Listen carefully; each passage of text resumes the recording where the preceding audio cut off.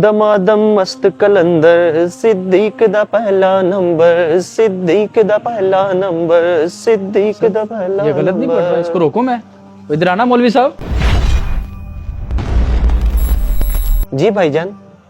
मौलवी साहब अभी जो आप पढ़ रहे थे ये बिल्कुल गलत पढ़ रहे हो आप।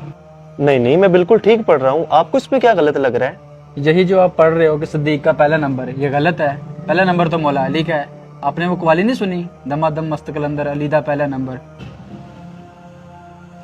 लोग अपनी बात को साबित करने के लिए ना कुरान और हदीस से दलील देते हैं। पहला बंदा देखा है जो कवाली से दलील दे रहा है। और मेरे भाई ये तो मैंने वैसे ही एक बात की है, लेकिन अगर दलाइल की बात है तो मुझे ये बताएं, खैबर के मौके पर रसूल पाक ने ये नहीं फरमाया था कि कल मैं झंडा उसको दूंगा जिसके हाथ में अल्लाह ताला ने फतह लिखी है? तो वहाँ तो सब सहाबा थे, झंडा किसको दिया गया? मौला अली को। हाँ जी बिल्कुल ठीक कह रहा है ये। तो क्या इससे ये साबित हो गया कि अली का पहला नंबर? मेरे भाई फिर वो हदीस कहाँ जाएगी जो नबी पाक सल्लल्लाहु ताला अलैहि वसल्लम ने फरमाया कि अगर मेरे बाद कोई नबी होता तो वो उमर होता।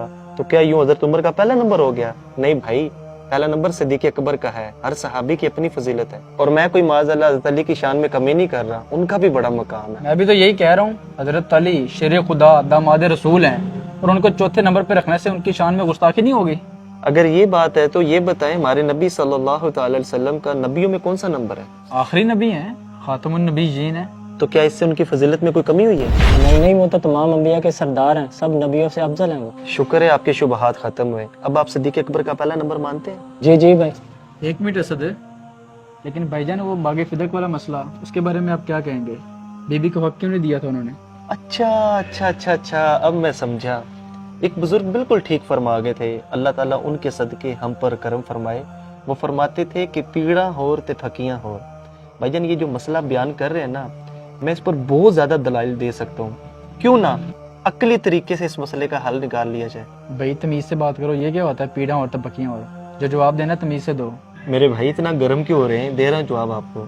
आप कहना ये चाह रहे हैं कि सिद्दीक अकबर रदी अल्लाह ताला अन्हो ने बीबी को उनका हक नहीं दिया? हाँ बिल्कुल, यही तो कह रहा हूँ। कब दिया उन्होंने? अच्छा, नहीं दिया। उसके बाद दौर किसका आया? फारूक आजम रदी अल्लाह ताला अन्हो का। आपने भी नहीं ना दिया? हाँ उन्होंने भी नहीं दिया। उन्होंने भी नहीं दिया।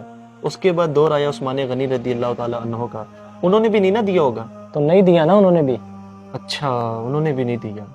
उसके बाद दौर आ गया हजरत अली रदी अल्लाह ताला अन्हो का। उन्होंने दिया?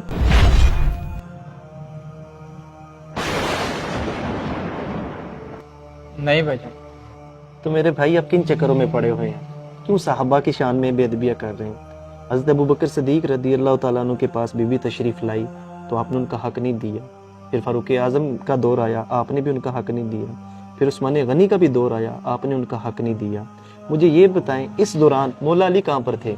क्या आपको उनकी शुजात पर, उनकी बहादुरी पर कोई शक है? क्या आप इस बात को मान सकते हैं कि हज़रत अली रदी अल्लाह ताला अन्हु के सामने कोई नाहक फैसला हो रहा हो तो आप खामोश रहें? नहीं भाई। मेरे भाई सिद्दीक अकबर रदी अल्लाह ताला अन्हु के पास जब बीबी तशरीफ लाई थी तो आपने आगे उन्हें नबी पाक सल्लल्लाहु ताला अलैहि वसल्लम का फरमान सुना दिया था, जिसका खुलासा ये बनता है कि अंबिया और उनके अहले खाना के लिए ये दुनियावी माल नहीं होता, ये दुनियावी ज़मीनें उनके लिए नहीं होती, उनका सब कुछ आखिरत के लिए होता है। इसलिए मौला अली रदी अल्लाह ताला अन्हु खामोश रहे, क्योंकि आपको पता था कि सिद्दीक अकबर रदी अल्लाह ताला अन्हु हक पर है। प्यारे भाई, आपने हमारे सारे शुबहात ख़त्म कर दिए हैं।